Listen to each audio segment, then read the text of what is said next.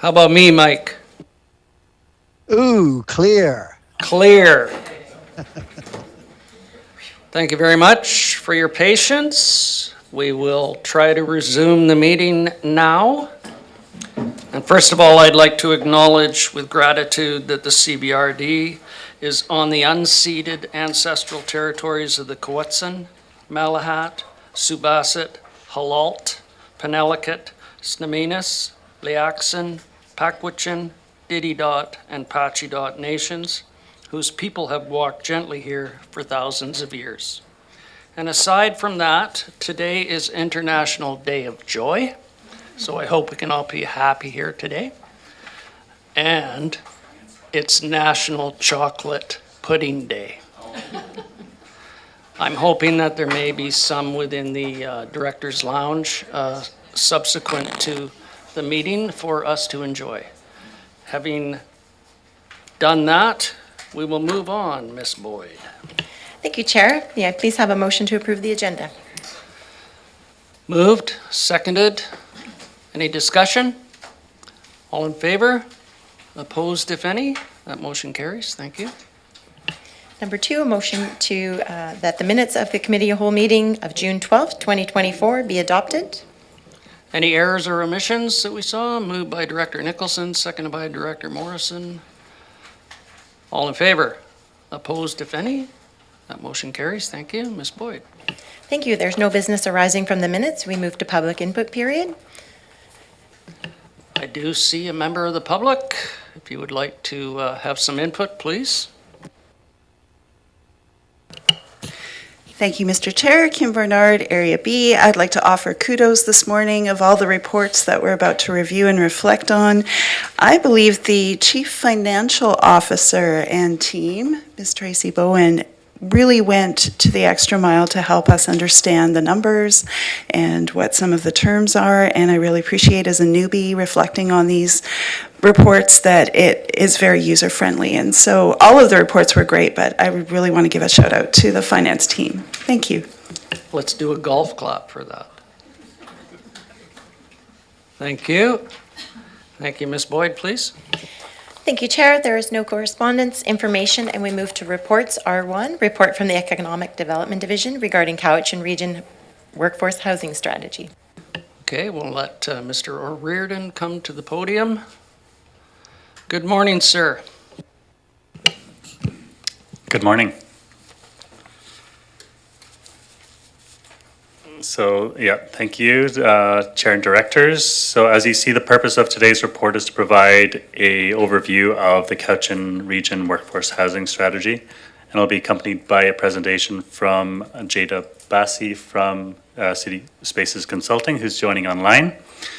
Before I hand you over to Jada, I just want to acknowledge the significant efforts of EDC staff, particularly my colleague Brittany Taylor, in managing this project. City Spaces has been really excellent working with, overcoming significant challenges with this project, including new provincial legislation, which came into effect when we were in advanced form of this report, which necessitated a significant rewrite of the documents you see before you.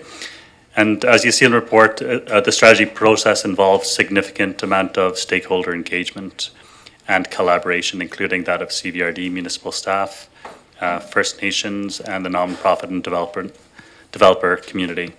So I want to thank all those stakeholders for their support, and particular thanks to the project advisory group, as well as support from our project partner, Cowichan Housing Association. Now we'll hand it over to Jada, who I see is present online. Thank you. Good morning and welcome, Ms. Bassi.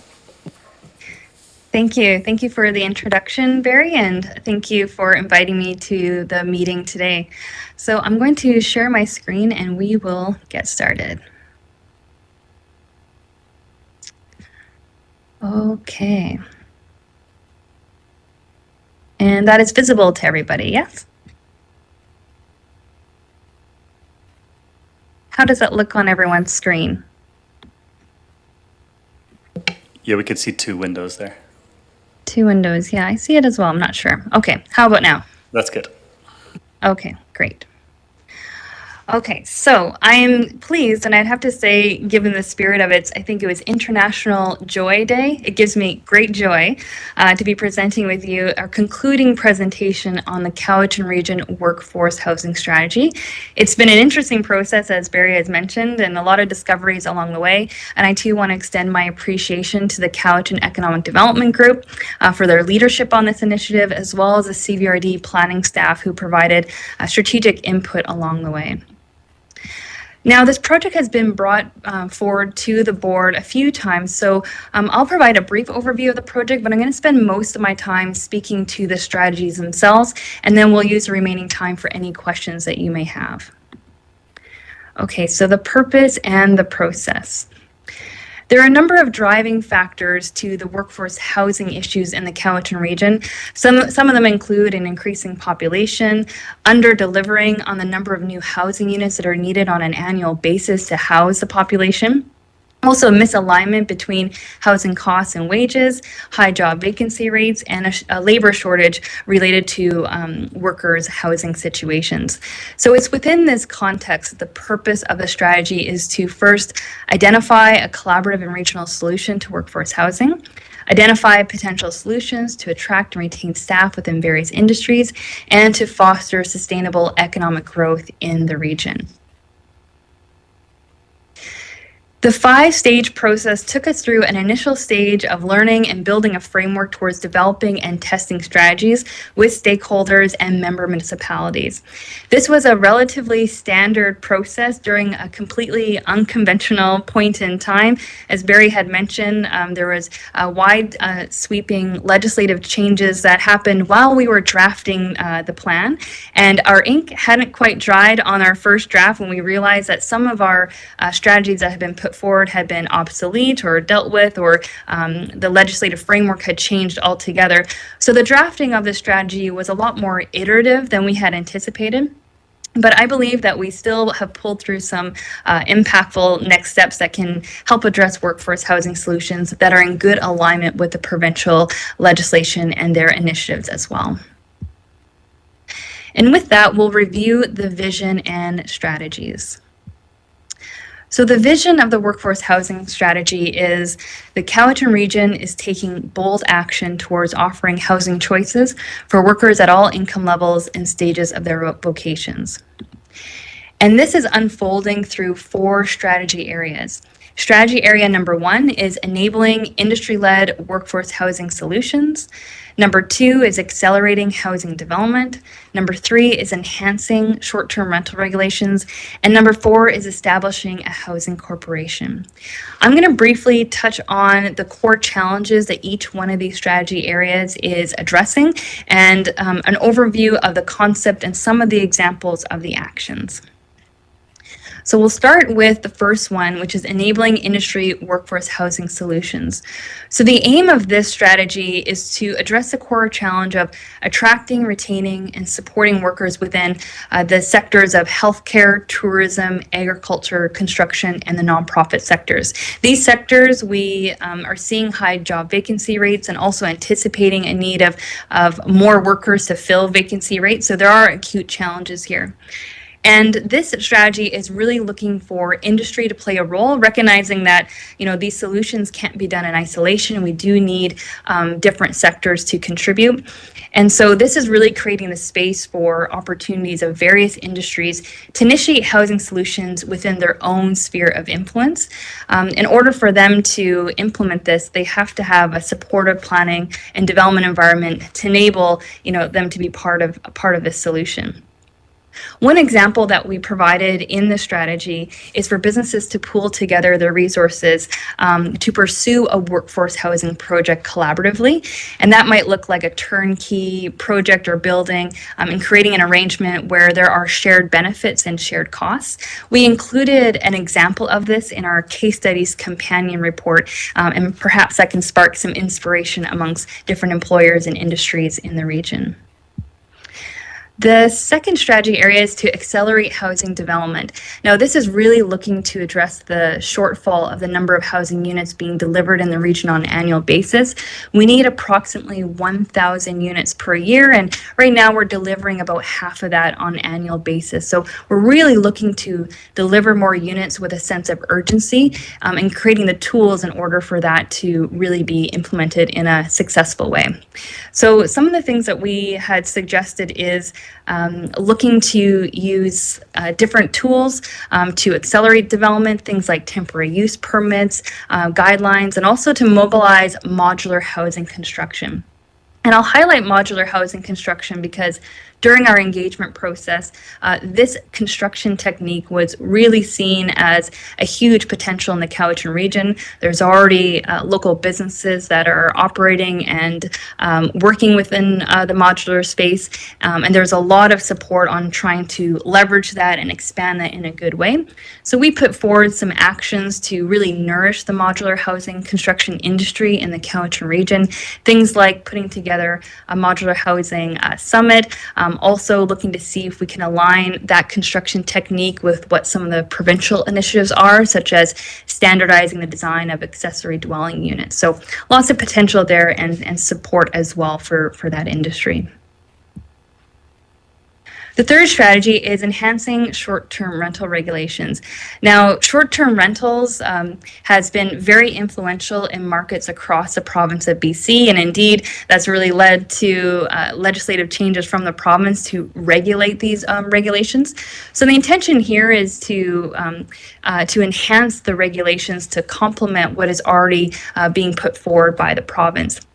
And the challenge that we're looking to address is the ultra-low rental vacancy rate that's been happening on a regular basis, and also to address a significant number of conversions. So there's a lot of the purpose-built rental housing has been converted to that short term, and that's limiting the availability for renters. So the strategy here is we're looking to mitigate that diversion to some degree, but also trying to find a balance between making those short-term rentals available to short-term workers and tourists, because we know that the workers themselves are also utilizing this type of housing form on a short-term basis to meet their needs. So some of the specific actions we suggested in the strategy is reviewing zoning regulations to provide more opportunities for short-term rentals through the use of temporary use permits, for example. And we also have an action to prioritize the development of a business licensing program. And this is new. Before, regional districts, that was not something that they were able to put forward. But with recent changes, that's now opened the doors to create a business licensing program. So that's an action moving forward. Now, the first three strategies that I have presented are all looking to provide impact in a short to medium term basis. The last strategy here, number 4, establishing a housing corporation, is really looking at the long-term impact, given that this type of strategy does take quite a long time, even years, to really get established and launched before it starts to see that impact. But it's really looking at a sustainable long-term effect that can be very influential in the regional housing market. So the core challenge that this strategy is looking to identify is to address the limited capacity and resources required to meet housing in the region. And it's also looking to provide more control and influence at the government level, at the local government level, in order to meet the housing targets that are expected and put forward by the province.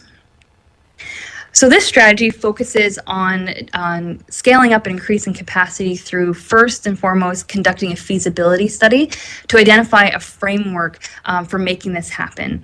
And the feasibility study and the outcomes of that will determine whether to continue moving forward or perhaps pivoting.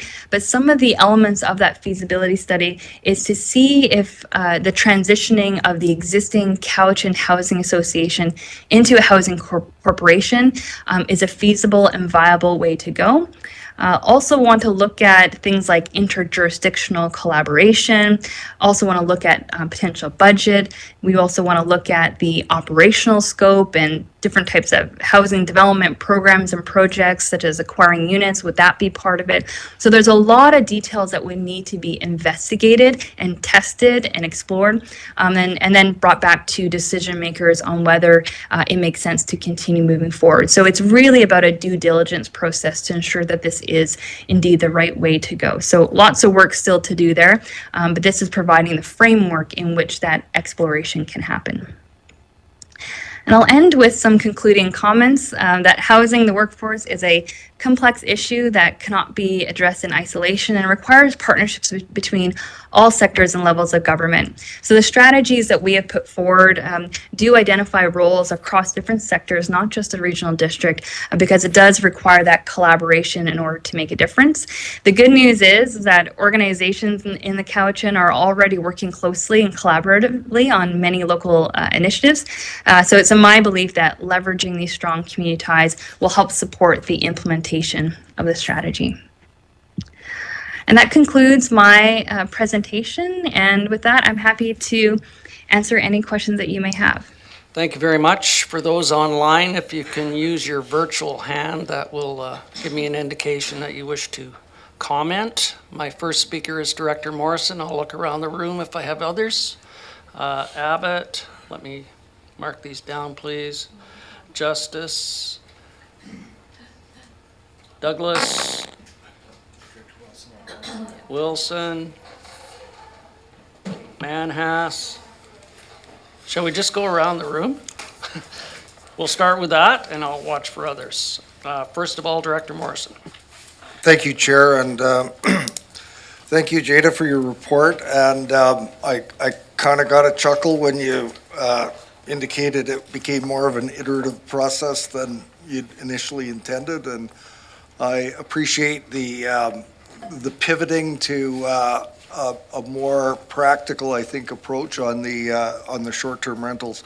My first comments are in regards to the short-term rentals and the sense of urgency that you mentioned, and maybe I'll after we've gone around, I'll come back to the Housing Corp and the feasibility study. But on the short-term rentals, I'm a lot more comfortable with your approach as it being we've had our provincial government give us guidelines and details as to how they would like to see that move forward to ease the rental vacancy rate. And I think that there's a possibility that it's already beginning to take effect. I'd like to hear your comment on that. And the second comment, and it may be a tough one for you to answer, and I can appreciate it if you wouldn't, but you spoke of the sense of urgency. And we're running at you said about half of what we need to do in order to meet the targets of 1,000 units per year. Are you finding the approval process within local governments in the Cowichan Valley are contributing to that shortfall, or can you give us suggestions as to how we might enhance the approvals and enhance the opportunity for the development community to create new units and start construction of new units? I'll stop there. Thanks. Thank you, Director. For the short-term rentals, anecdotally, I've heard that it has made a difference, that there even, many individual mom and pops that have had short-term rentals have decided to pull that off and put them back to permanent rentals. So I've heard it anecdotally. I think it'd be interesting to see, after 6 months to a year, like how that has really taken effect. The other thing that we're looking for is how it's going to influence the rental prices, because we know that there is data that indicates that the more of those units that are converted to short-term rentals, then that permanent permanent supply actually has higher monthly rental rates. So it's both creating that more availability, but we also want to really watch for those prices to see if they stabilize in a more reasonable fashion. But still too early to say. I think monitoring this will be really important, and also now the province is going to be providing data, which I think that's been a huge missing link in order to make informed decisions about these bylaws and policy. When it comes to development approvals process and that sense of urgency, so the sense of urgency is coming from everyone. I heard that urgency coming internally from staff, municipalities, and planners and politicians. And I heard the sense of urgency coming from the public, and I've heard it also from the developer and builder community. So there is alignment, a shared understanding that more units need to be delivered to accommodate and alleviate the pressures that are happening.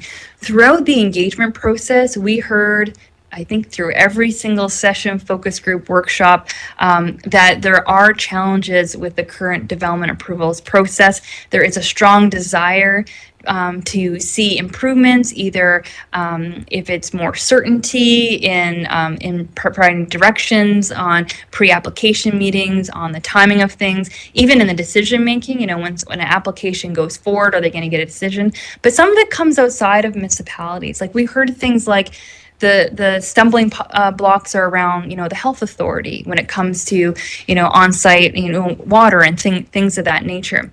So we did hear that quite consistently, but at the same time, I am aware that there are a number of internal processes already underway to address those development approvals issues.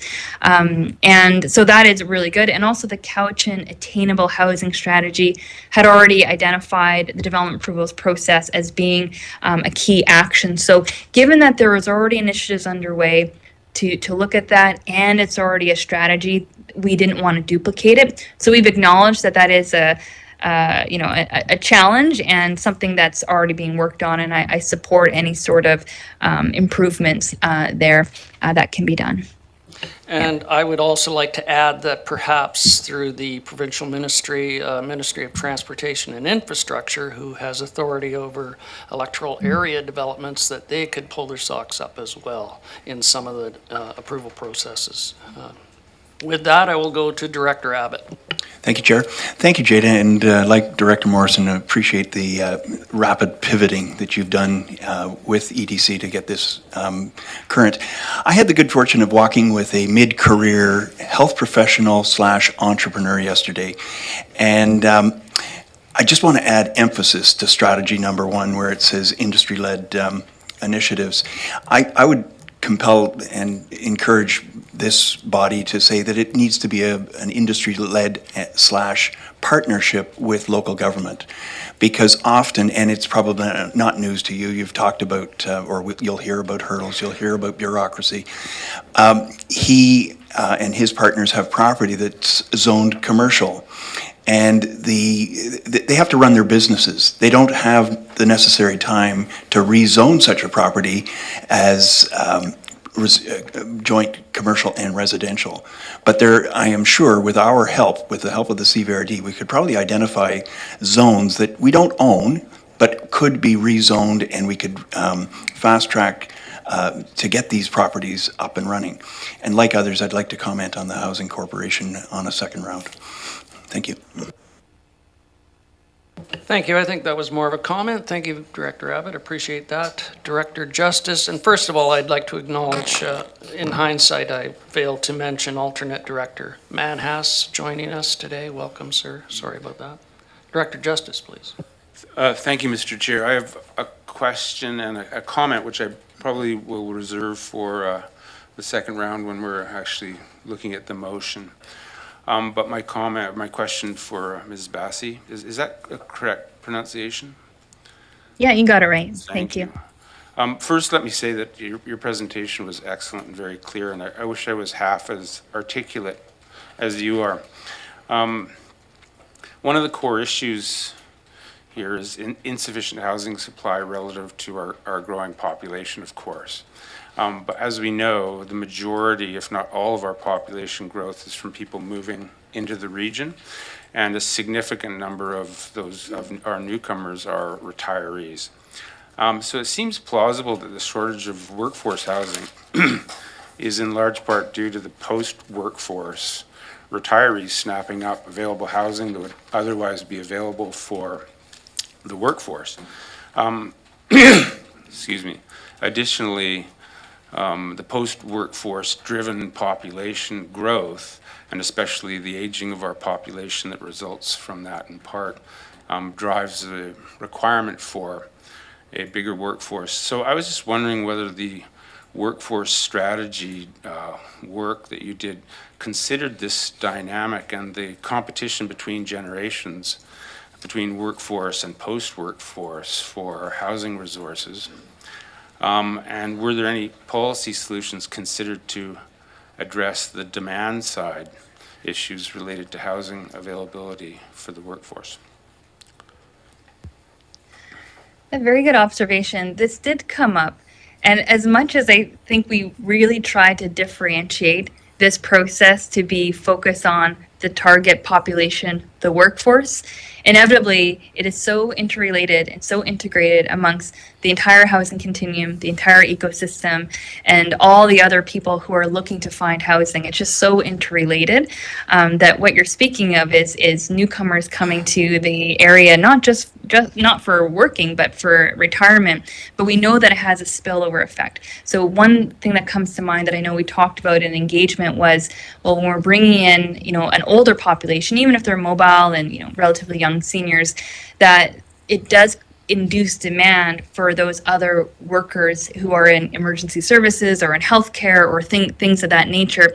So it just we recognize it does compound the need and helps drive the demand for the very people that we have been focusing on.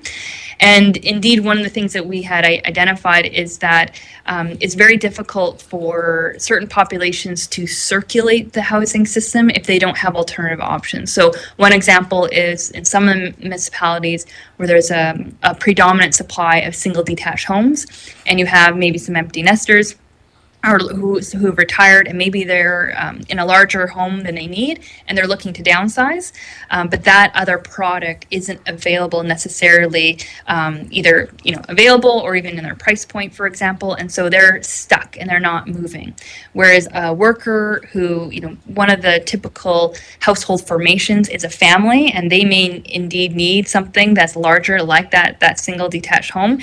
They're looking to purchase that, but the circulation isn't happening, so it's not free, and those price points tend to be out of reach. So what we're having is a bottleneck in the entire housing system and ecosystem. So when we're speaking of those newcomers and migrants coming in for whatever reasons, it's contributing to that. Not to blame those who are looking for housing, but it's just all these symptoms that right now that we don't have that fluidity, that flexibility in the housing system. So it's part of the evidence, I would say, and helps to further support the strategies that we have identified is specific housing for workers. But it does need to work in tandem with those companion initiatives like the Cowichan housing strategy, for example, or attainable housing strategy. So I hope that answers your question. Yeah, no, thank you. It does. Mr. Chair, please put me on the list for the a second round when we're looking. I will look for the second round as soon as the first round has concluded. I do have you, Director Acton, online. I'll look for hands again when we've done our first round. Director Douglas is next. Yeah, thanks, Mr. Chair. A couple of comments and then a suggestion for the board. One is with the report and a lot of our discussion around this workforce housing strategy, we've been referring to targets. But to be clear, the housing needs assessment doesn't establish targets. It's projections on how many housing units we anticipate there's going to be in the region between 2020 and 2025. There's a big difference between a projection or a prediction on how much housing there's going to be versus a target. The province is establishing targets, which they're imposing on municipalities, including North Cowichan, but the housing needs assessment does not establish targets. It's again a projection, and as Director Justice noted, a lot of the population growth we've seen here in the region is people from outside the region, outside the province. We know this from the data from Statistics Canada. We know it from the data from the Vancouver Island Real Estate Board. So I mean, if we're not building enough homes here for, retirees from Ontario or Alberta or Vancouver. I mean, I guess I have trouble with making an argument that we're not meeting our targets for that, because really the demand from a lot of these folks from across Canada to move to BC and the Cowichan Valley is insatiable. We could, turn into what Langford was a few years ago, develop it at that pace, and I guarantee we would not meet the demand across the country for housing in our community. We know that BC, it's not to brag about BC being better than everybody else, but we know from even a survey that came out last week, we are the most desirable province. We know this from the surveys of our neighbors across the prairies in Ontario, that people want to come here. They're going to want to continue to come here. That doesn't mean that we shouldn't be doing our part to speed up approvals or to increase supply, but I think we'd be fooling ourselves if we think we're just going to, build everything everywhere and it's somehow going to fix this national problem. The other part too, and Ms. Vaz, I know you noted this in your comments, is that there is a lot of work underway right now to speed up approval processes. So this has been a priority at North Cowichan, for example, for some time now, and we did just receive a $100,000 grant from the province to build on those efforts. We are trying to speed up our approval process. The suggestion I did have for the board was there's a lot in this report, a lot of suggestions, recommendations, and they do have a lot of promise. They do have potentially big implications across the region, including for the member municipalities. I would like a bit of time to consider what the implications are going to be. I'd hate to endorse the document at this meeting or at our board meeting this afternoon, and then to come back 3 months from now to the board and say, hey, we're having second thoughts, we didn't really think this through. So what I would like to suggest to the board is that we may consider referring to this to the member municipalities, getting their comments, and then having that come back to the board. It may well turn out that, we want to fully support all these recommendations, but I would like to get a better sense of what some of the repercussions would be. And just to highlight some examples for you, the document recommends, say, a target of 600 units per year. And I think the rationale for how that target was established does sound reasonable. However, at North Cowichan, for example, we're currently negotiating housing targets with the province, and I would like to ensure that whatever target is established in this document is informed by whatever targets we land on with the province. Another one of the recommendations is expanding area zone for manufactured home parks. So I think many of us are well aware that historically the manufactured home parks have been a great option for affordable housing, especially for seniors. We're in a situation now, though, where if you look at, say, lands within our urban containment boundaries, we're pushing higher density. So a piece of property that might fit, say, dozens of manufactured homes, you could get hundreds of rental apartment units.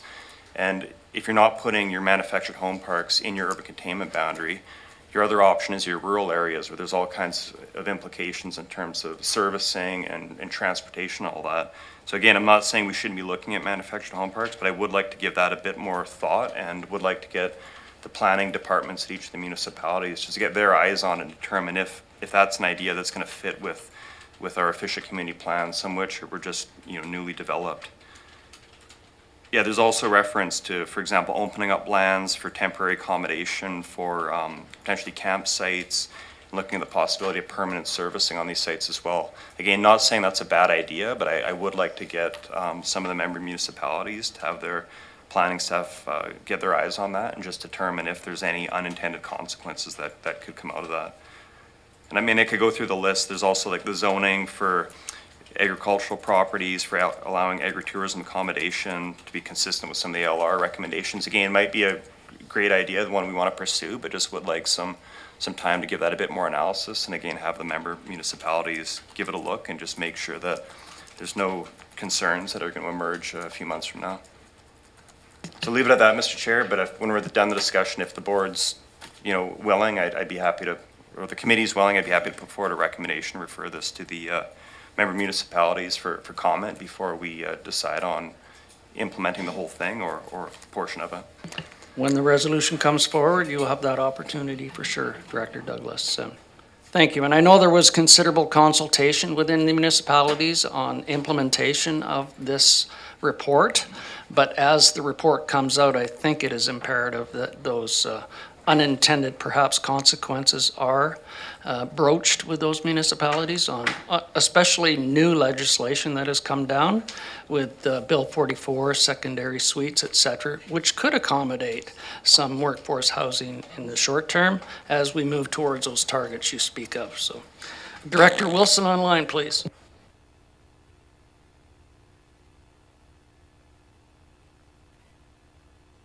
Ooh, thank you, Mr. Chair. I'll try and be as brief as possible here. Thank you very much, Jada. That's great. There's some good points in here.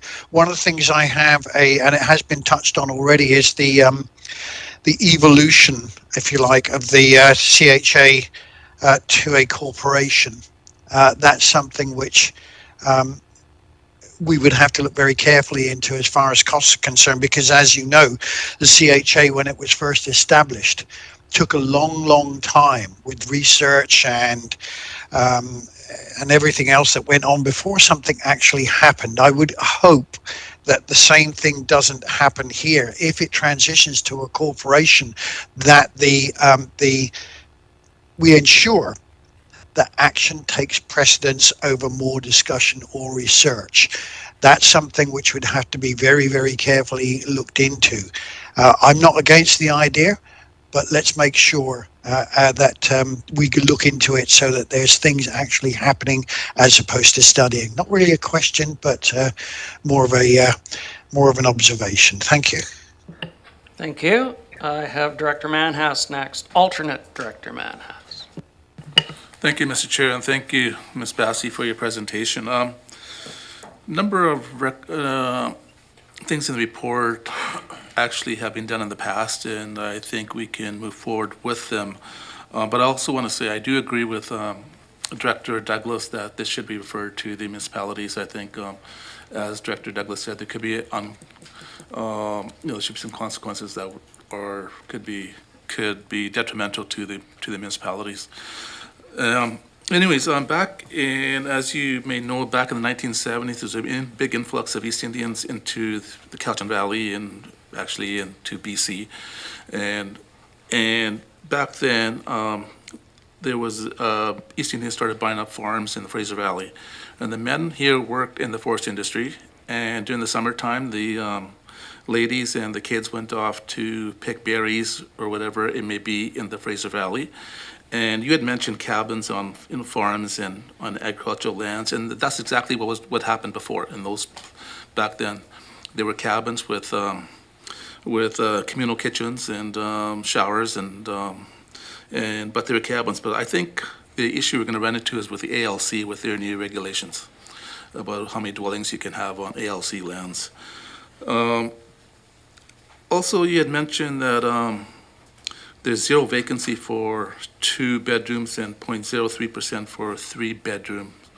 And I can see that because we're encouraging, or we're building studios and 1 bedrooms because it's the affordable thing to do. You can get more units out rather than you can. If you build 2 and 3 bedrooms, you're getting less units, and they're not as affordable, or they're more costly to build. So one of the recommendations could be that we allow higher density in those places, go up 2 or 3 extra floors in order to accommodate for the 2 and 3 bedrooms and still have the studio and 1 bedroom and it still be affordable.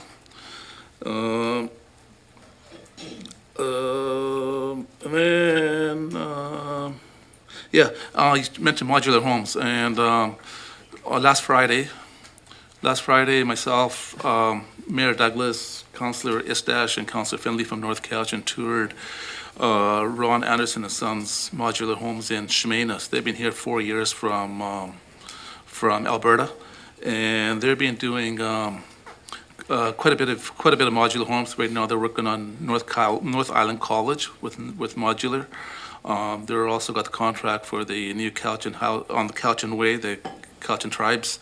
200 units on Cowichan Way. They're doing that, and we also have Pacific Homes also that's been doing this for many years here in Cobble Hill. So modular homes, I totally agree with, and you can put up homes in in hours, in days, I should say. Once they're all set up at the plant, once they're at the site, and it takes a couple of days or whatever, 2-3 days to set everything up.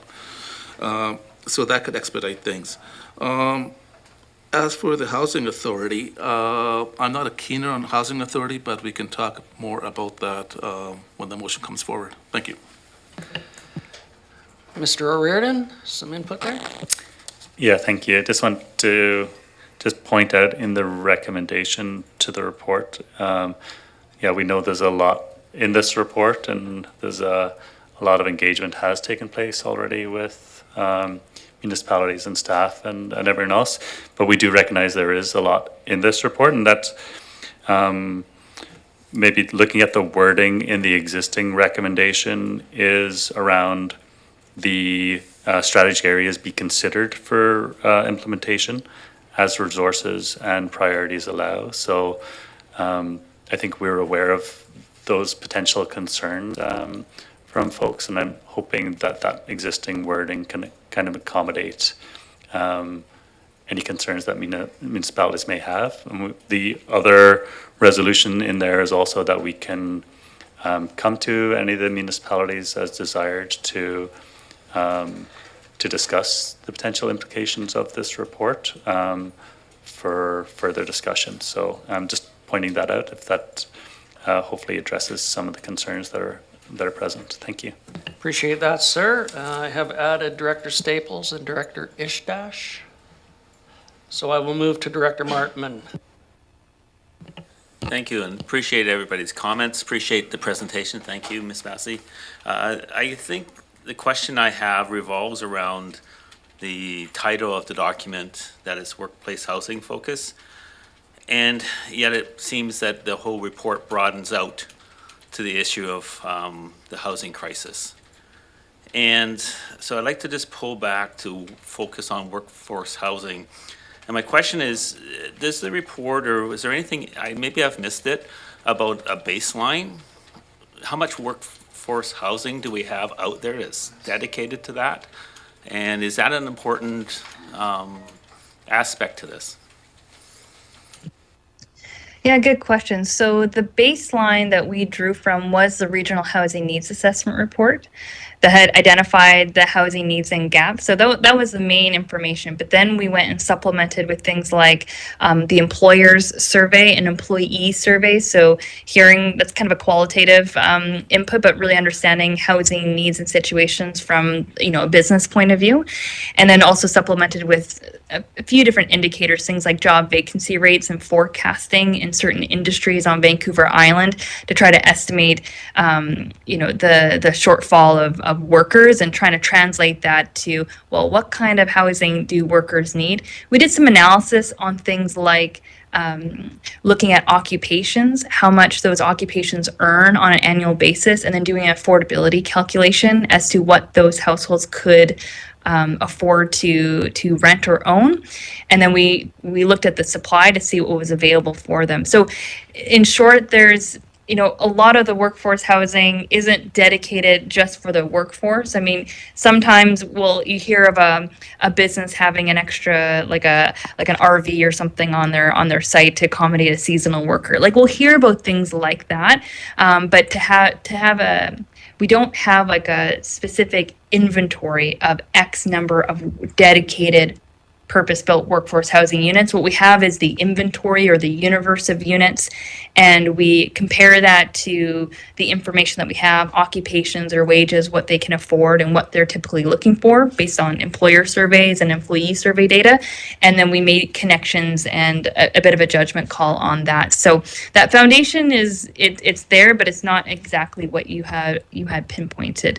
And I think one of the challenges is that so many of the issues that are being experienced by workers and their households are very similar to issues that are experienced to people that might not identify as a worker. But I hope that answers your question, Director.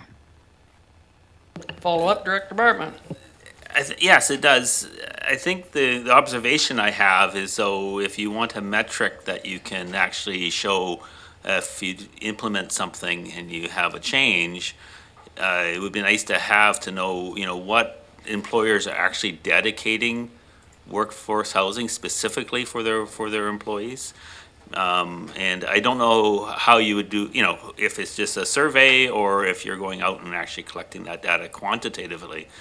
And I don't know if that's being done anywhere else, but I know that recruitment and retention, at least personally on my perspective, is one of the drivers why I have specific workplace housing provided to my employee. So, thank you. Good point. Thank you very much. Online, Director Acton, please. Thank you, Mr. Chair. I'll wait until the next presentation. I think my question's better suited over there. Okay, thank you. Director Staples next, please.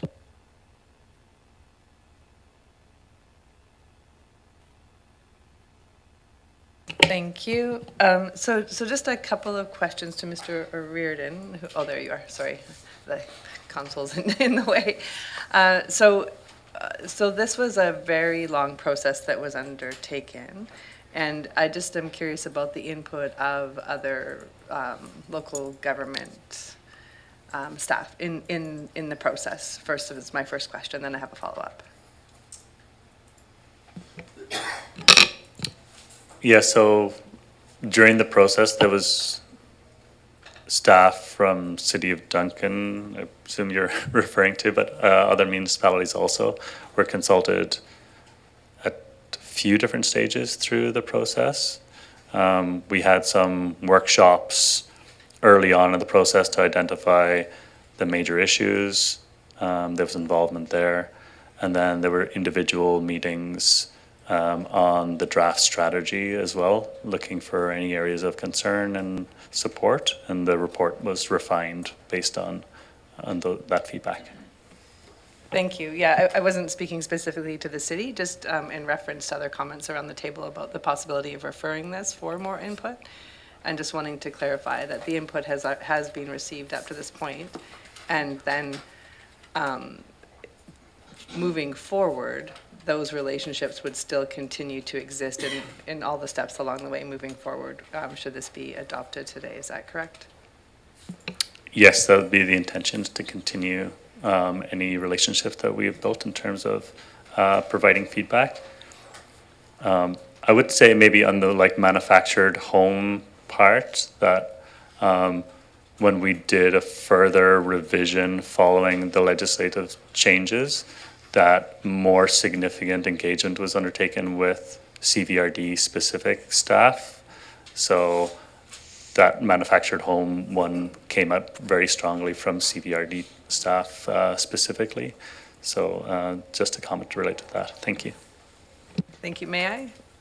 Follow up, please. So with that, and those changes again, just moving forward though, should anything be implemented, municipal and other bodies of governments locally will still have input in that process should they decide to, let's say, have some sort of a manufactured park, for instance, in their own communities. That's still something that would be discussed at those local tables. So for us moving this forward, we're moving forward with CVRD initiatives first, and specifically anything falling to other governments will include them in the process of developing what that looks like for other jurisdictions.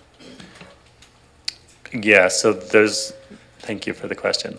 I would say that the reports, some are specifically regional, and other elements to do with planning obviously will involve CVRD, electoral area planning staff, as well as municipal planning staff would be directing their own policy. We would not be directing that. We do not have regional planning right now.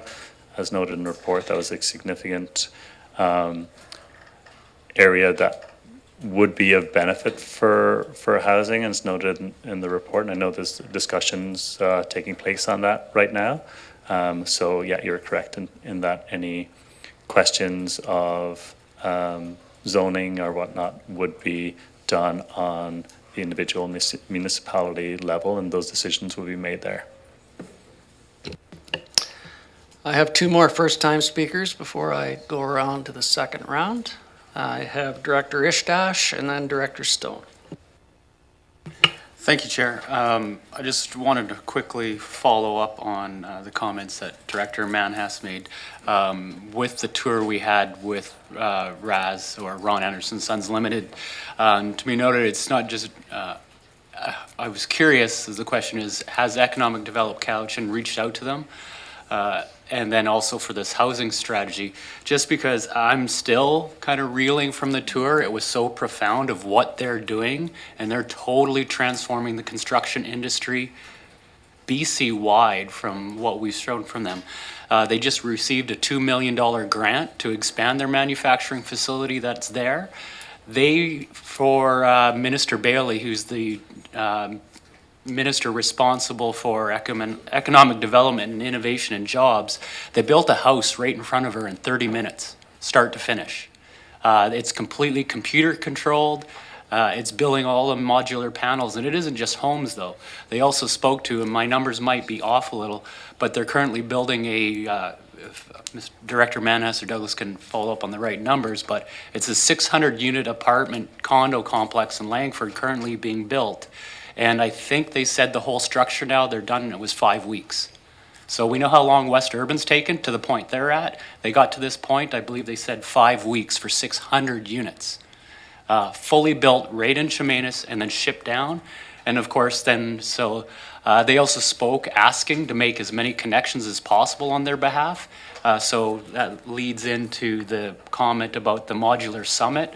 They're leading innovation in the province, and they chose to move from Alberta to here, set up shop. I think they're 40,000 square feet, and they're looking to expand another 20,000 square feet with that $2 million grant to improve their computer-controlled work they're doing. And it's also value added on that they're getting their lumber directly from Centurion, which is the next property over. So the wood's milled on site, goes straight over to their site. There's no shipping, nothing in between, or building houses with wood actually harvested right here. So pretty transformative. So that long but quick ramble was, have you engaged with RAS? Or met them even? I haven't met with them. It's I'm not pretty- sure if they're on the engagement list, but definitely happy to be connected to them. Thank you. Great. And then just a quick comment, if I may, Mr. Chair, just to follow up on Director Douglas's comments, and then I'm very grateful that Mr. Reardon brought it up, is how profound in this whole report that the regional growth strategy is.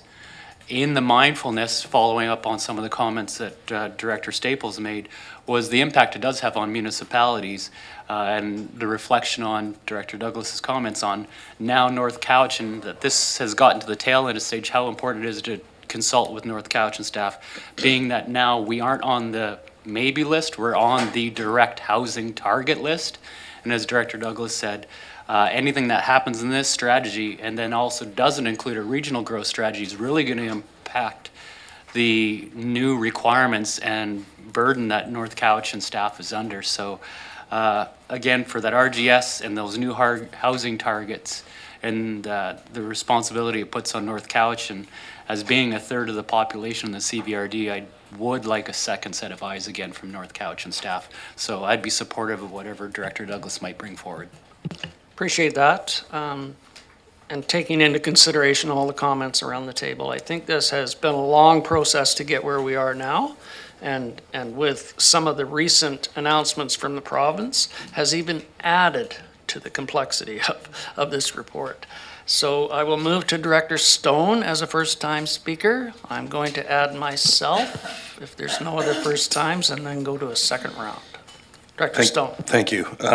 Really stimulating conversation and based on a really good report. Listening to the discussion and hearing from, the municipal partners, if you will, in this, I reflect on the fact that we all, at this point, retain our individual authorities, but also reflecting on both the housing targets that are being developed with the province and the individual OCPs. I think those numbers might need to change and grow that we've kind of included in the report as we sort of consider all of the different housing challenges we have. We'd hate to see units get counted twice The attainable housing unit also counts as a workforce housing unit, and then we end up short again.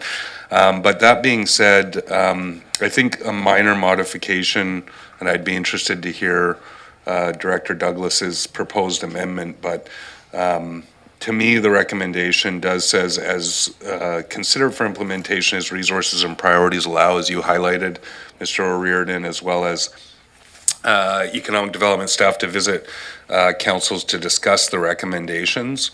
And out of that, the individual councils obviously could make resolutions to direct their staff to engage with economic development Cowichan and the regional planning staff. I feel like there's a push and pull. Like I hear the regional growth strategy, but then I also hear the municipal partners, particularly North Cowichan, wanting to take a look at it with their own team. It just highlights some of the, I think, concerns that possibly some members of the board have had around regional growth strategies and how it puts more cooks in the kitchen, perhaps. And how do we move forward quickly and swiftly when this process has already taken so long if we want to take more time to look at it?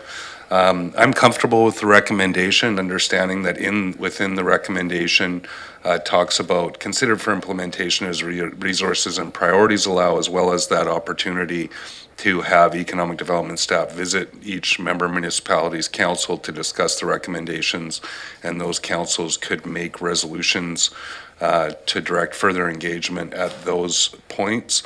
But I would be loath to hold off on moving forward with the strategy as it is, recognizing that amendments can always come forward based on feedback from the municipal partners if their staff provide further insights at those engagements with each individual council.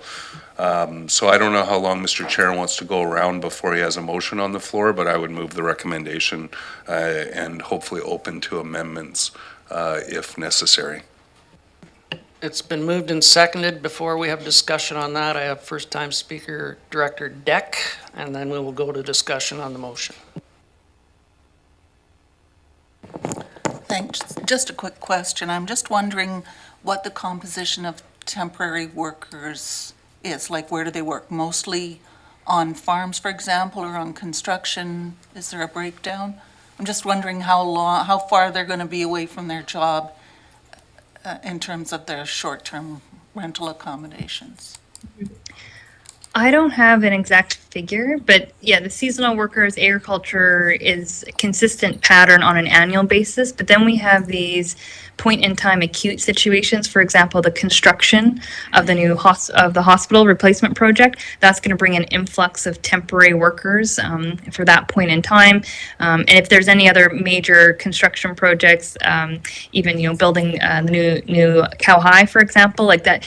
Every time there's that point in influx, there's going to need to be brought in some temporary workers. So you have those seasonal patterns on on an annual basis, and then you have those other projects. But it does present opportunities. I think in our case studies we had illustrated that temporary housing, like say with modular housing, for some of those temporary workers can always be repurposed into permanent long-term housing if you find a site for it. So, even though we have those influx periods, is seeing that as an opportunity to accelerate the delivery of housing that can then be retained for more of a longer-term solution. But to your point in terms of the total numbers, I don't have that on my fingertips, and I don't think Brittany is there, but when I look at the regional housing needs assessment report, and I know there's numbers needed to be updated, that's not a typical indicator or data that we look at, or what the province typically requests in terms to understand what's going on. But it is challenging because we're trying to accommodate a fluctuating population, right? Yeah. So construction and agriculture, I'd say those are the ones that are really standing out to me when we were walking through that process. May I have a follow-up?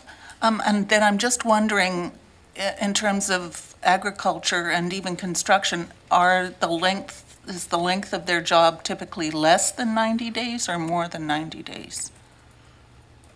Like, I'm thinking the definition of a short-term housing.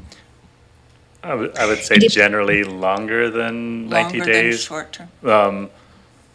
In terms of short-term rentals, I think there's a lot of folks who do that for contract work, for shorter term employment options, as well as within the construction sector. Sometimes they do use short-term rentals, but for longer periods of time. Other folks, including I've done it myself in the past, moving between one house and the next, and the timing doesn't line up. That's also very common for short-term rentals. So those are some. Jada may have more. That concludes. Yeah, that's accurate. I think also with if new recruits are moving into a community, they tend to look for the short-term rentals until they can find something that's more long-term. That's also a typical use of a short-term rental. Thank you, thank you. And I will conclude with a question to you, Ms. Bassey. You spoke about working with industry on a collaborative approach to workforce housing.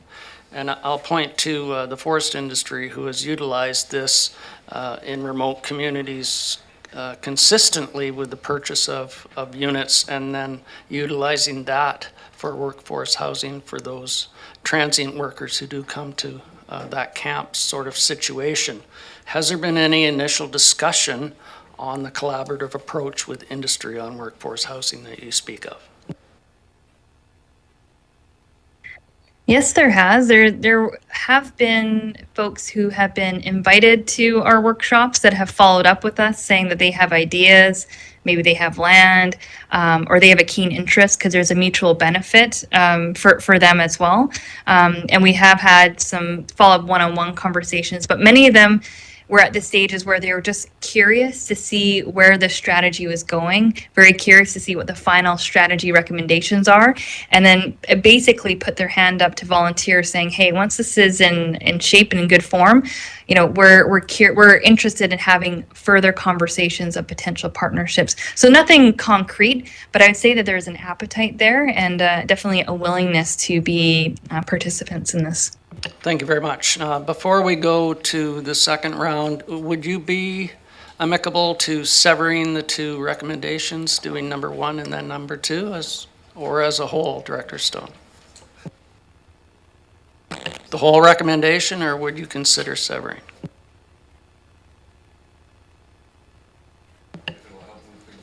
I would like to move things along, yes. Yes, it has been an hour, and during agenda review, we thought this would not be a long portion. But it does pertain to the regional housing needs assessment, which impacts us all, so I think it's important that we do have the discussion. So there is a motion on the floor. I have Director Morrison, Douglas, and Stone. Director Morrison. Thank you, Mr. Chair. I appreciate the comment of my colleague next door on the push and pull of this. And I just want to mention I attended a webinar, seminar with the Island Health folks, and I think they're running at, I think, in the neighborhood of a 20% shortfall. And they need housing to attract people to come to this community. I hear our municipal partners talking about the unintended consequences of something like this, which I'm supportive of the resolution as it's put before us. But I have to say, just from meeting to meeting to meeting, I'm hoping that everyone around this table will consider the concern about unintended consequences on this document in the same light that was raised on RGS at previous meetings. I think it's more than reasonable, if there's additional time to look at unintended consequences, that we do so on a number of things that we do before we rush headlong into RGS. I want to go specifically to the Housing Corp feasibility study. I don't think it is wise for us to look at an automatic sort of conversion. I attended the workshop that was held at the CVI. I want to say it was earlier in the year, but it might have been late last year. And I think that the options that are available should be, all of the options should be considered. So as long as I hear from staff or consultant that we're looking at all options as to the creation of a housing corp, then I can support the resolution if that's included in the resolution as contained in the report. So can I get an answer on that? We're talking about all options on the table for Housing Corp as within the Yes, report? I'm happy to answer that, Director. So indeed, yeah, the feasibility study would look at all options, be it a don't establish it at all, status quo, evolving CHA into Housing Corporation, or the other alternative is if you establish a different entity altogether and leaving CHA, as it is today, and doing a comparison analysis and like an opportunity and risk assessment through all those ones, and then be able to walk away with an informed decision. Thank you. The key one there is that in order to move forward with that process, we needed to have both Cowichan Housing Association and the CVRD board in agreement on that. Obviously, they gave this a lot of consideration in terms of wanting to, one, keep all their services that they're currently running while delivering housing in the best way possible. So that's why they were open to doing this feasibility study to go, well, we want the outcome, but we also don't want to lose our services. So that's why the recommendation is structured in this way, to evolve them. And I think that would be the primary intent, is to look at that with their support. But that's obviously what the feasibility study would do. And we would come back with the scope of that study as we get towards finalizing that. Thank you. Director Douglas next, please. Yeah, Mr. Chair, with the recommendation, I guess the challenge for me is I'm not sure how we're all viewing the intent of indicating that we will consider the recommendations and the strategy. If that simply means we're open to staff bringing some of these forward throughout the budgeting process for 2025 or the next couple of years for consideration, that's one thing. But when I read that, it implies that we are endorsing the actions in the strategy, and that's really my concern, that I would like a bit of time to again consider what the repercussions are going to be. And in my view, if our municipal partners have a chance to look at these and determine whether or not they're going to fit with some of our, say, existing official community plans, you're going to have more buy-in, ensure greater cooperation between the different partners, and a greater chance of this document succeeding. I don't want to turn this into a big debate about the RGS, but what I will note is we've been talking about a regional growth strategy for decades here. We got this report on Friday, so to compare the two, I mean, I don't see how one can compare these two documents when a lot of these recommendations are new to the board, and we've again only had a few days to really consider them. Thank you. Director Stone next, please. Yeah, I was just trying to find a path forward here. I was hoping for an amendment. I don't have one ready, but I was looking through the project advisory group and the engagement participants, and I did note, I guess the question is like when we have a project, like when we do a project and we have a steering committee or an advisory group, we would convene them throughout the process to ensure that there was those check-ins. Was the advisory group used throughout the process to help guide it and provide sort of a feedback loop? Or was that sort of like just setting the initial parameters? I know it's been a long process, but what I'm hearing is concern that there wasn't a check-in with the land use folks, either most particularly at the municipalities, to ensure alignment with these recommendations that were included in the report before the report was issued and asked to be adopted here.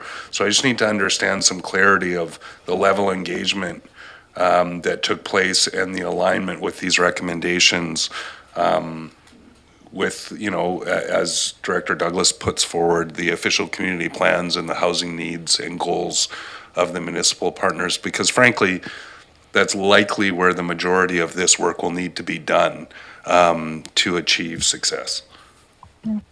So Director, the project advisory group were engaged throughout the process at key milestones. So there are several meetings with them along the way, including the first and second draft. I believe it's the second draft of the workforce housing strategy. They received in advance. We had a meeting on it, and after that, we had a survey on the draft strategy with getting specific inputs on the strategies that were recommended. That was sent to the project advisor group as well as other stakeholders that engage with us in other workshops.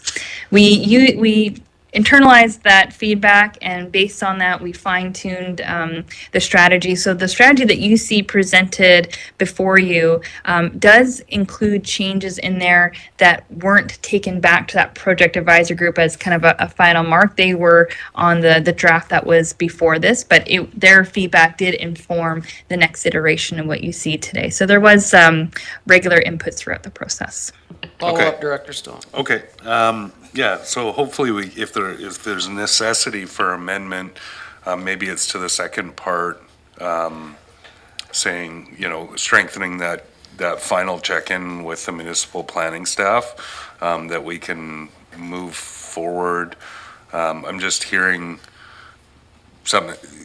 just these two things aren't meeting up. It seems like there's feedback from municipal planning staff that they're not really, haven't had that check-in, that they felt comfortable with this recommendation, but then, I think we need to find some way to move forward, so hopefully if there's a necessity for an amendment, we can get that on the floor. Thank you. I have Director Justice and then Director Nicholson. Thank you, Mr. Chair. Actually, Director Stone's question and the answer was very helpful for me. I have to say that I've had mixed feelings about the workforce housing strategy from the beginning, and for two reasons. And the first is that in addition to tackling specific issues related to the workforce, it also overlaps with other policy work and development, addressing the general housing shortage faced by residents. And I think that's a point that is similar to what Director Martman made.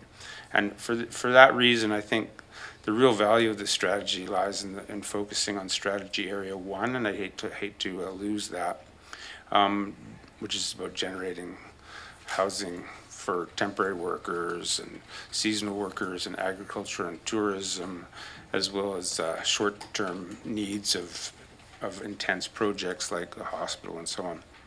I also see value in policy that would assist industries or businesses that want to themselves generate housing options for employees, either to attract them or retain them. But the second concern I have about the housing strategy is that it brings sort of a primary economic development focus to complex planning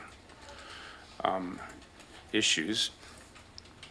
And it may not adequately consider other important parameters that planners consider, including long-term sustainability and even social justice perspectives. And as I read it, several of the suggestions, as Director Douglas has already pointed out, don't necessarily fit with our vision for the future in terms of densification, prevention of sprawl, protection of ag land, and so on. I think that's true for the region as a whole. I'm not speaking necessarily from the perspective of just Armuni, although it is actually true for Armuni. So I think it's really important somehow that we bring this back to the munis, but I would also add to the Electoral Area Services Committee in their capacity as overseers of land use planning, for just to make sure that the planners are going, yeah, these ideas, these particular ideas make sense and work within the context of our overall vision. I don't have an amendment either, but I would support one to make that work.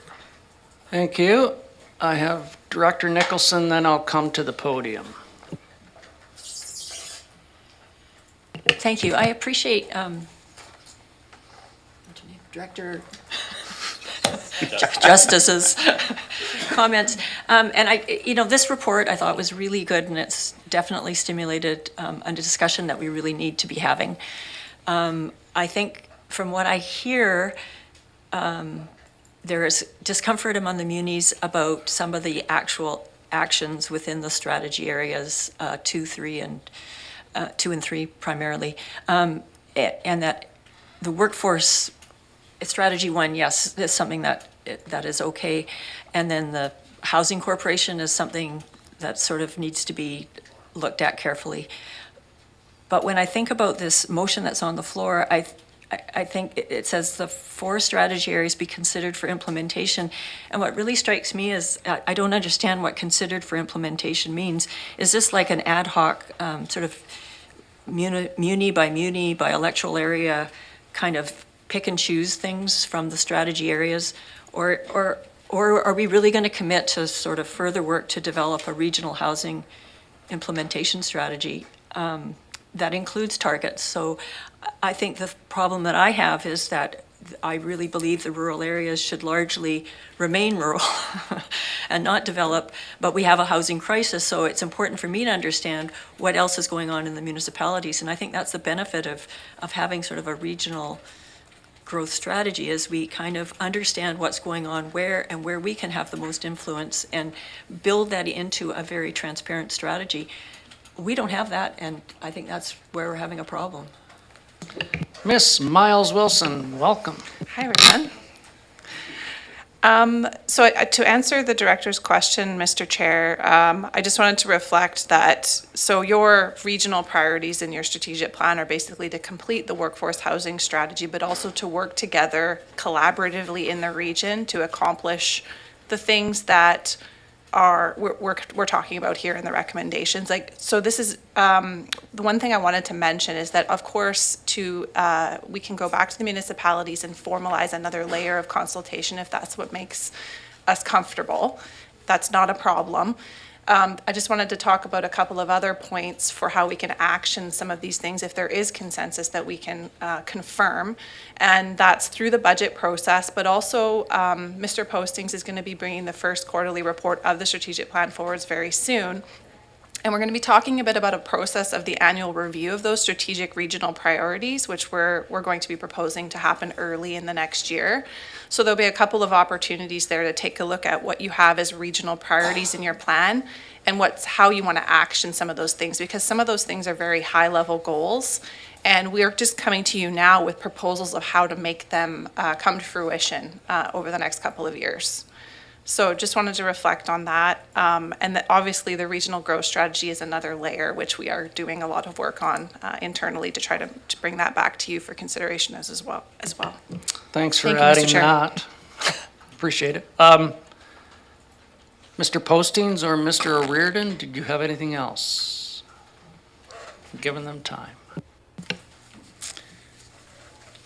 I was just going to maybe bring the question that if it is desired to go back to municipalities and electoral areas for further comment, is it preferred for that to happen at a staff level or at the council level? And depending on the answer, then I could suggest an alternative recommendation for number 2. So it's through the chair, but I'm probably looking at Director Douglas here. As am I. Please. Yeah, I mean, in the interest of time, it may be more efficient to have it referred back to the staff level. Okay. So on that, then, and as mentioned for number 1, it be considered for implementation as resources and priorities allow. I think that language was maybe softened for those reasons of looking at the strategic plan, and there could be consideration for it to be looked at when that gets reviewed. But on number 2... Let's stop there for a minute. I'm going to call a question on number 1. I have severed them. All in favor? Okay, Ms. Boyd, if you would read that one out. I'm just trying to get us through this, ladies and gentlemen. Thank you, Chair. That it be recommended to the board that the recommendations outlined in the Cowichan Region Workforce Housing Strategy, Attachment A, under the 4 strategy areas be considered for implementation as resources and priorities allow. Okay. Call a question on that. All in favor? Opposed? I have Director Justice, Nicholson, Deck, Douglas, Ishdash. Well, that failed miserably, didn't it? and Manhas. Anyone Mr. Chair, online? Mr. Chair, I had my hand up as well for, Director Wilson. yeah, thank you. So those opposed, please leave your hands up so we can go through again. Director Justice, Director Deck, Director Nicholson, Director Douglas, Director Ishdash, Director Manhas, Director Wilson.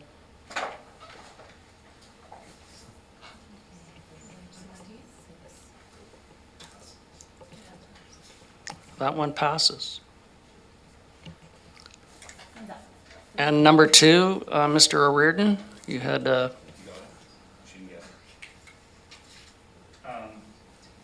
Thank you. For number 2, that the CVRD send letters to each municipality and electoral area services committee, planning staff, seeking feedback on the Cowichan workforce housing strategy. any further discussion on that one? Sorry, has that been moved and seconded? That's not the resolution. This is a That's an proposed alternate alternatives. proposal, so we do have the original one on the floor that you moved, Right. that we will either vote on or consider the amendment. So I would just say if you took what Mr. O'Riordan just said and added prior to implementation, maybe that would suffice. And you would be happy with that as I the would mover? Can I move an amendment to my own motion? We can amend Because as if I long as can, we I have want. moved that amendment. So on the amendment, any discussion? Director Manhouse. Thank you, Mr. Chair. I would also like our council to take a look at it. The staff make a recommendation or looks at it and makes a recommendation or just as information to our council. I think our council needs to look at it, look at this. I appreciate that. That would be for your planning staff to bring back to you at that time, I would think, but that's just my own personal opinion. And with the amendment on the floor, can we have that read again? Because I'm going to actually, okay. We'll do one at a time. The CVRD send letters to each member municipality and electoral area services committee, planning staff, to seek feedback on the Cowichan workforce housing strategy prior to implementation, I think was the addition. Mr., can we do a friendly amendment to the amendment? There are no friendly amendments. Just that, does it have to be a letter? Can it just be that you follow up? It just seems weird to me, that's all. Letter could be an email, perhaps. Director Stone, please. If we call the question on the amendment and go back to the amended motion, then I can make another amendment, Mr. Chair, to satisfy Director Manhas's feedback. I'm going to call the question. All those in favor? Opposed, if any? If I may, That if I motion may, carries, Mr. and Chair. I'll turn to you for an amendment to the amendment. In addition to the amendment. end of that amended resolution that says, and offering for economic development staff to visit their council and discuss the recommendations. Do I have a seconder on that? It's from the resolution, it's the last sentence. The seconder is okay, thank you. Discussion on that? I'm going to immediately call the question. All in favor? Opposed, if any? Thank you very much for a very entertaining discussion, and thank you, Ms. Bassi, for a great Sorry, Mr. presentation. Chair, now that motion as amended and As amended, we is will on the call the floor. question. Absolutely, for your consideration, but I wanted to thank Ms. Bassi in the interim. Thank you, Thank Mr. you, Chair. Director Stone. Can we have that read out? Thank you. No. Challenge to chair. Shall the chair be challenged? It's on the video, watch it later. All those in favor? Opposed, if any? And in all fairness, this is a very important topic, and I apologize for the humor trying to get us through this. I'm going to call a recess. We'll have you back here at 11:15, please.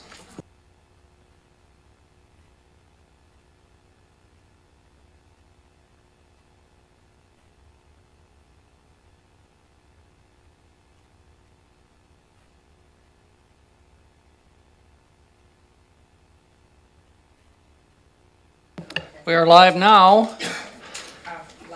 Reconvene the Committee of the Whole meeting. Just to recap, The motion as amended was brought forward. If you would like clarification on that, we can have it read at this time. So I was a little terse with you, Director Martman, and I apologize for that.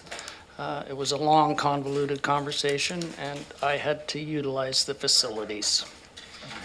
So I will turn to Ms. Boyd and have it reread, just so we're all on the same page. Ms. Boyd, please. Thank you, Chair. That the CVRD send a letter to each municipality and Electoral Area Services Committee planning staff to seeking feedback on the Cowichan Region Workforce Housing Strategy prior to implementation, and offering that economic development staff visit their council to discuss the recommendations. So just so we're all clear on what we did pass, appreciate that, Ms. Boyd, and thank you, Mr. Martman, for challenging the chair. I did clarify that I was challenged on my own, so no need for a vote. Moving on, Ms. Boyd. Thank you, Chair. R2, report from the Communications and Engagement Division regarding the 2023 annual report for information. Thank you very much. We'll wait for Mr. Postings to arrive at the podium. The only problem we have is no camera on the podium, so nobody gets to see your svelte persona. Thank you. Thank you. Thank you, Mr. Chair. So don't have a presentation. Mr. Schumacher is not here today. So I just wanted to take a moment and just present the annual report. This is the 2023 annual report that you have in your agenda package.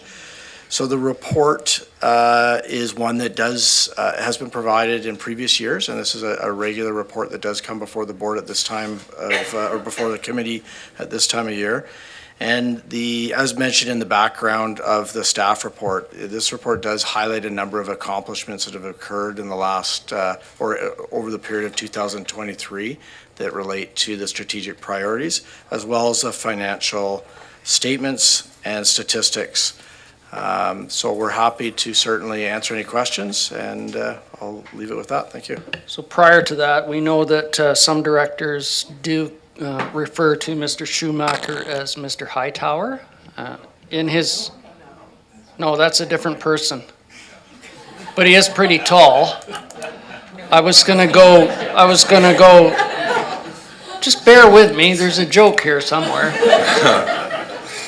Mr. Lowtower, thank you for that presentation. No, to be fair, excuse me, Mr. Chair. I'm sorry. Point of order.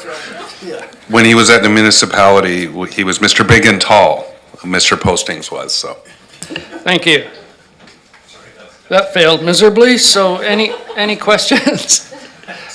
Director Stone. Mr. Chair, I want to say thanks to staff for the report. And, you know, despite the day-to-day and the challenges and the vigorous debates we have here sometimes, it is good to reflect on what's been achieved. And sometimes they are through just navigating really difficult challenges within the region.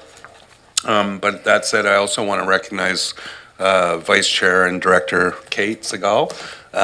She's been really helpful to me as the workload of chair has really grown, along with just a confluence of issues both in the region and in the municipality. And in fact, the majority of the chair, vice chair letter that accompanies the annual report was drafted by Ms. Segal. And I just want to thank her for that work. I struggled with the draft, and to be fair, mine was much more ornery. It's always refreshing to work through issues with her and get maybe a fresh perspective and maybe sometimes a little bit more positive light on some of the frustrations that I know we all feel in local government these days. But I just want to recognize her contribution to this report and to all the help that she's provided through this term, working with me as vice chair. Thanks. Likewise, thank you. Any other comments or questions? This is just for information, Ms. Boyd? Thank you. Thank you, Mr. Postings. Moving on. Thank you, Chair. R3, report from the Economic Development Division regarding the state of the Cowichan economy, spring 2024. Welcome back, Mr. O'Riordan. Thank you. So yeah, the purpose of this report is provide an overview of the Cowichan State of the Economy report for the spring of 2024, and just bear with me as I share a presentation. Hopefully I can do this.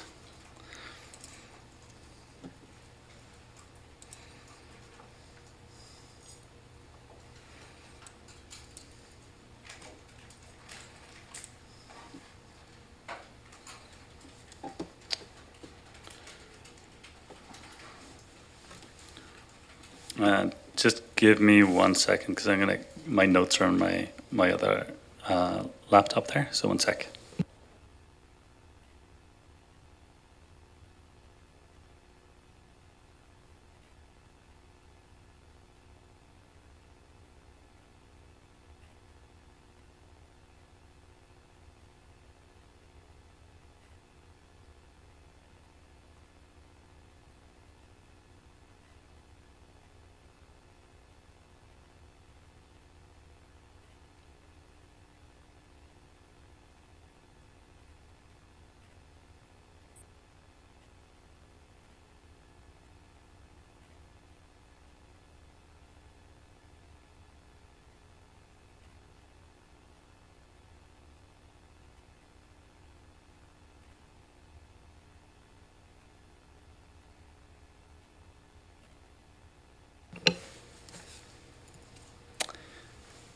Thank you.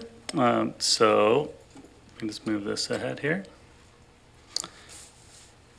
Yeah, so just bring some highlights from the Cowichan State of the Economy report.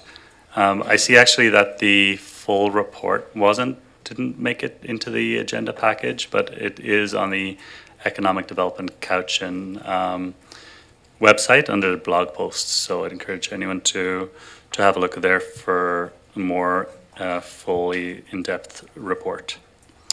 So now just chat about a little bit stats from hourly wages for the region. Let me just move this out of the way. And credit to be given here for Brittany Taylor, Economic Development Analyst for EDC, who's prepared the data in this report. So hourly wages. So while Cowichan's living wage is not directly comparable with the average offered wage in Vancouver Island and Coast region, it's interesting to compare the rate of change between the two. So we see that the Cowichan living wage has grown at a faster pace than the average offered wage. This may be signaling that wages are not keeping up with what workers need to make ends meet. However, between 2022 and 2023, the growth rate was more comparable between the two. So the pressures of the labor shortage may have forced employers to raise wages to stay competitive, which may be bringing the actual wages closer to the regional living wage within the region.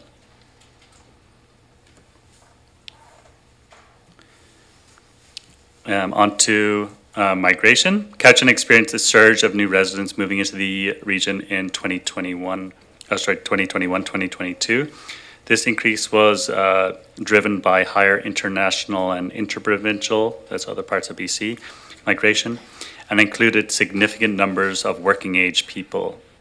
I got a question on this from Director Justice, and I just checked with staff, and you see significant working age folks, but those working age folks within the 50 to 59 age range were higher than other age ranges within that working population, which correlates with our expectation that additional older age populations are moving to the region.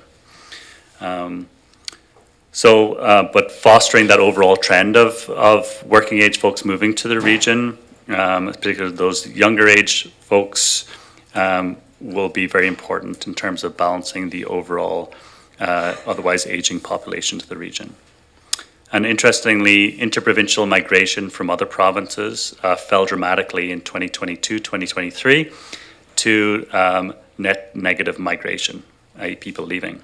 That is, more people moved out of the Cowichan to other provinces than moved into Cowichan from other provinces.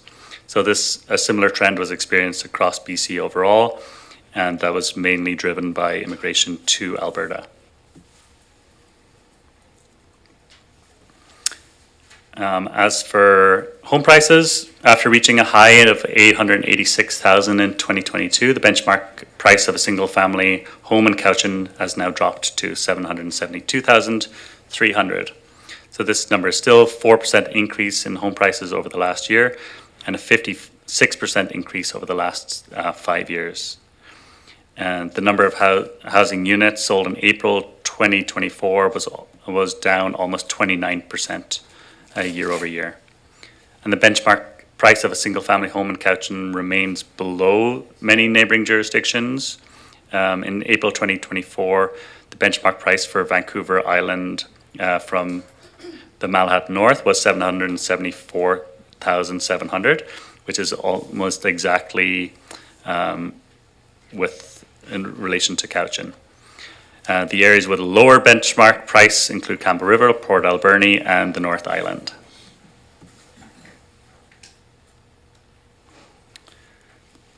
So staying on housing just for a moment, there's an emerging trend away from single-family dwellings towards other forms of housing that may be more affordable.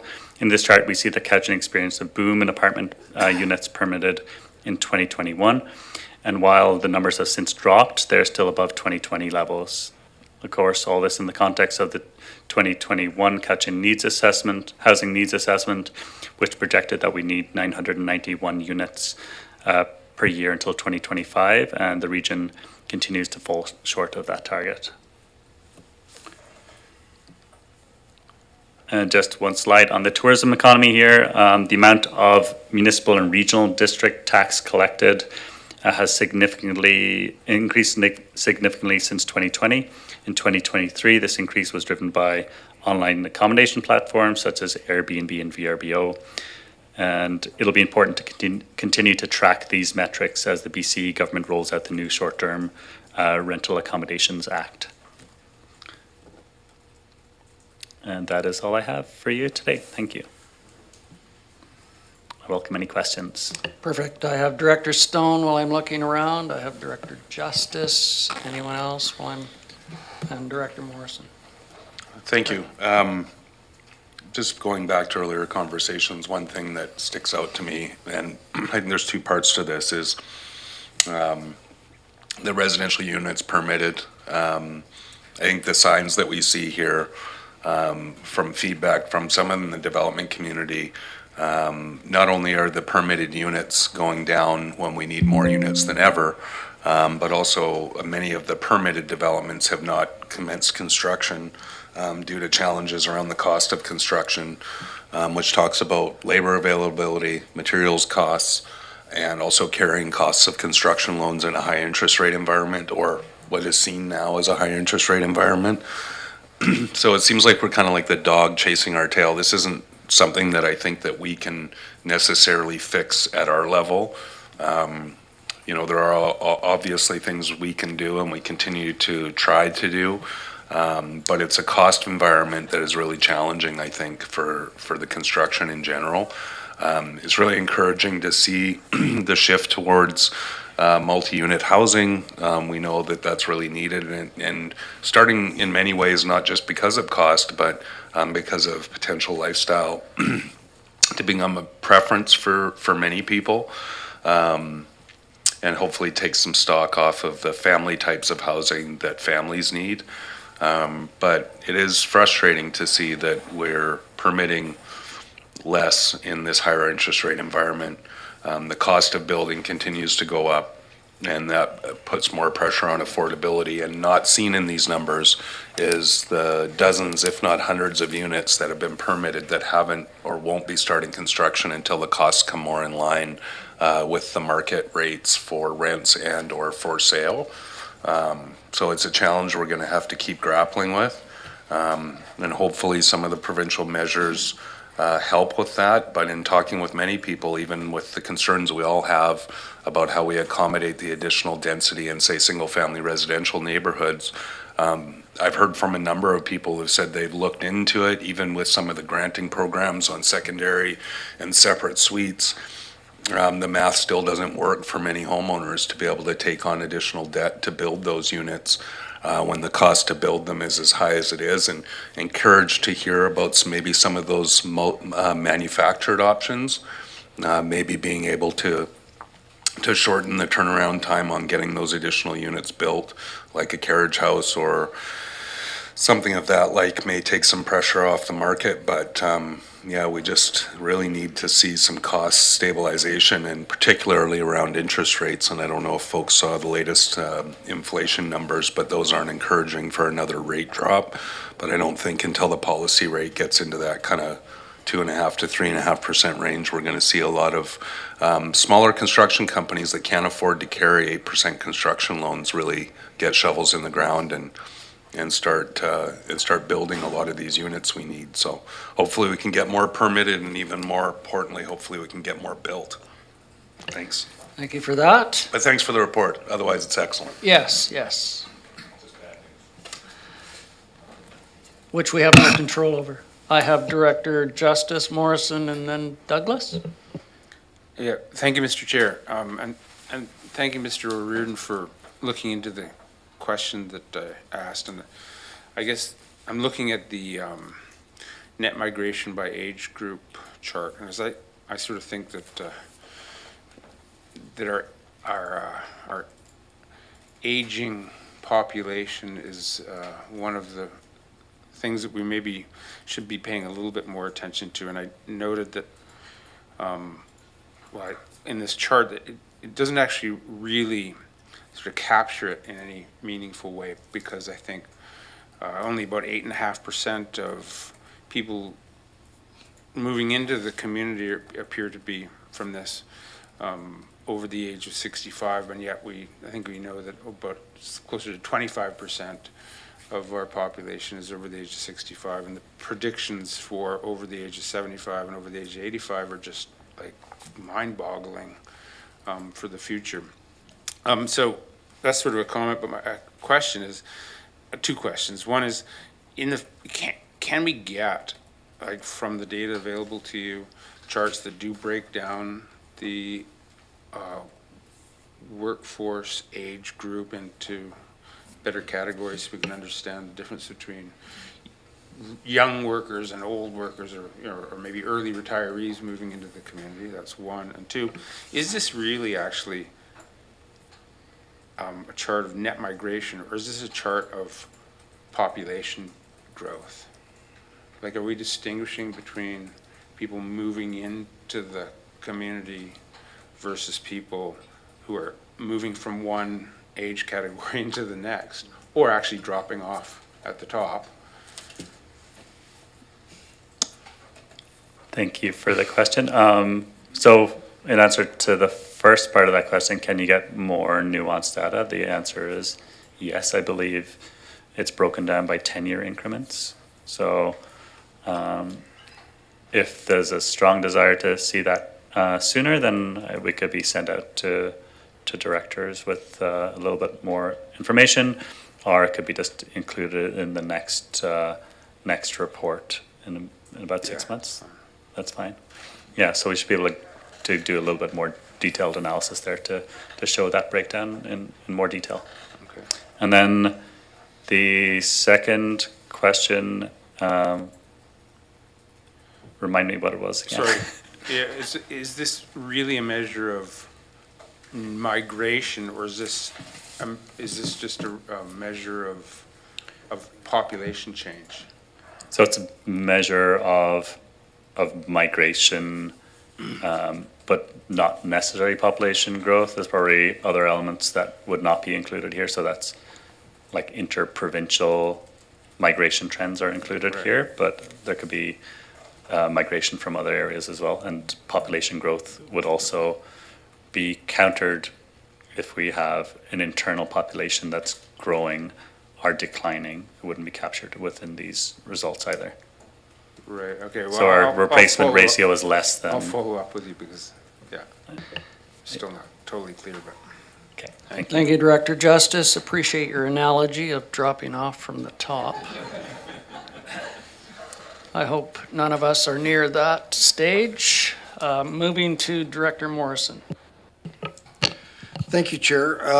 Interesting report, and I've got a couple of points that I'd like to ask, and I think following on Director Justice's request to tease more information.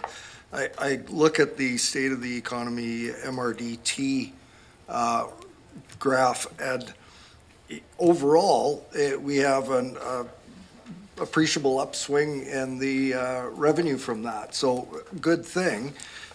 Just wondering perhaps for upcoming report if there will be an opportunity, it may not be in the next one, but to further refine the green bar that has the online accommodation platform revenues. And it would be incredibly interesting to know, and I think helpful to know the registered under Bill 35 in the provincial regime, those that are part of the legislative short-term rental income stream, and obviously those that aren't would fall into the other category of that within the green. So that would be helpful to know. I couldn't guess now if the MRDT revenue were to be, when in this scenario, 50% of the overall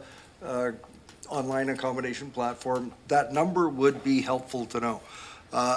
Secondly, this doesn't speak much to the lower socioeconomic people, the people that, was spoken to at at FCM, the Housing First recipients, the people that are working poor, can't find accommodation. They come to the Electoral Area Services Committee. They're working, they're contributing.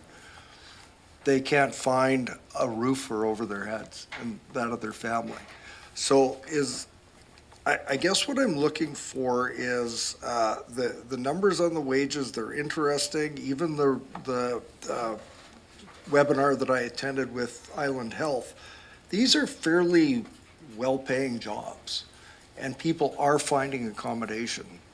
But there's a whole segment that is really struggling, and I'd like to see something in regards to that in a future report.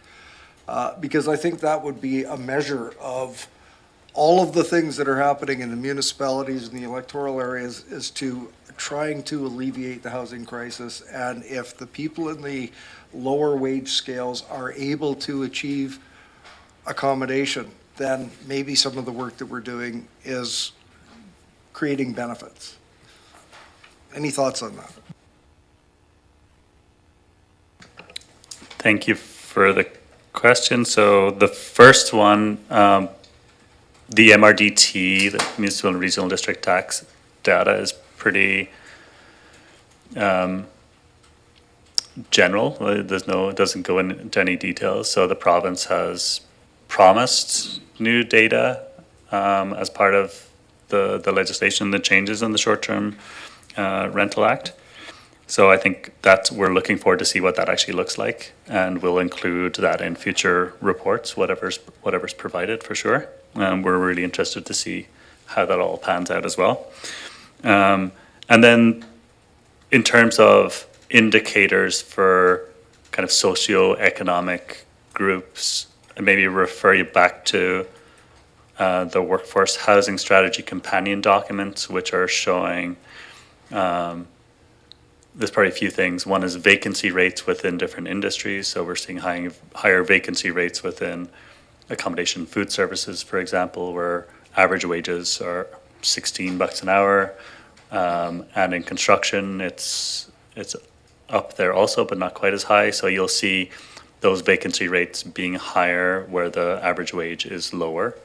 And we've heard particular concerns for within healthcare for education assistants, and in the healthcare sector for lower paid jobs within that also. So that's maybe some indicators that we can pull and have been pulled for previous reports, and so they can be included if desired. We could pull some of that information again. Thank you. Follow-up, Director Morrison? Yeah, and you get the drift of where I'm going with this, is that, there's been approaches of, just build more, and we'll, the trickle-down effect will ultimately reach the folks that need it most, and what's becoming clear in my mind is that we're gonna have to look at more targeted solutions that are going to provide more in the lower cost and more achievable accommodation for those people that aren't in the higher income brackets and can't afford the higher cost of the average accommodation in the region. So I appreciate the work that's been done on this, and we'll look forward to maybe a little bit more targeted information in the future. Thank you. Thank you. Director Douglas, you're next, please.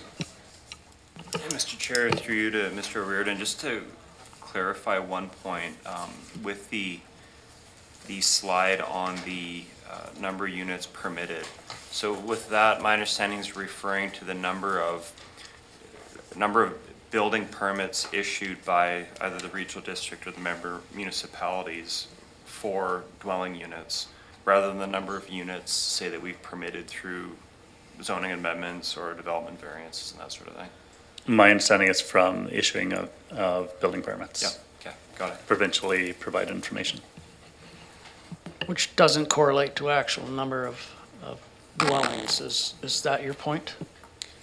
No, just the way it's worded, like if it's how many units we're permitting, like we can permit or allow a certain amount of units every time we amend the zoning for a particular property or approve a variance, whereas, yeah, as Mr. Reardon confirmed, this is how many building permits we've issued for how many units, which I know we track individually at the municipalities and the regional district, but as you noted, it's provincially available as well. Thank you for that. Director Martman? Thank you, and thank you for the work on this. I think the question I have through the staff chair is that when I read this as a state of the economy, I'm left with gaps in understanding what is the state of the economy. And I'm not sure if it's the title that throws me or the intent of the report is just to report on some metrics. But for the economy to really be expressed, somewhere in here we need to have some fiscal numbers around businesses, product, agriculture output. How are we actually doing year to year? Are businesses leaving our community? What's our unemployment rates? These are probably metrics that might be very hard to get to, but to have a state of the economy report without some of those things in it, it's, really what you're doing, from my perspective, is showing some of the huge things that are of issue to our communities, but the drivers to those things are those metrics I'm speaking about. Even at a national level, gross domestic product would be one, but certainly not something at this level. Perhaps, I'm not sure, but I'm wondering if there's reasons those aren't in here, or you would be looking to including them perhaps in the future. Thank you. Yeah, thank you. Yeah, so this report has gone under a few different evolutions, and generally what we provide in these is the most recent relevant information. So like census information when it came out was included in the past report. So it might be worthwhile to look back at some of those past reports to get that broader picture.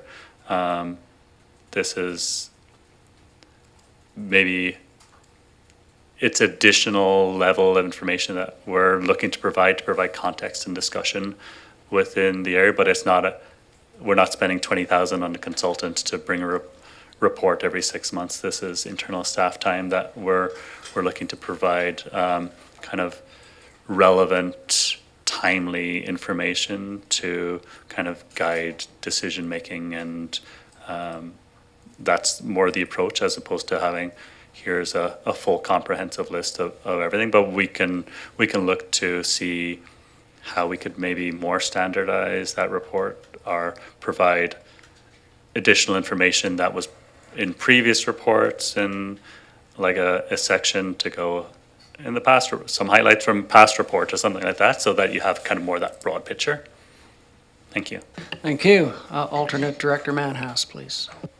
Thank you, Mr. Chair, and thank you, Mr. Reardon, for that report. Yeah, the very first report, I do believe, was done by MNP about 10 or 12 years ago, the first State of the Economy report, and I think that was a lot more in-depth and had all the information. But then again, you say, like you did this with your own staff, and we paid, I don't know how much we paid back then for that report. And then they launched it by up at the Cowichan Golf Course with a morning breakfast.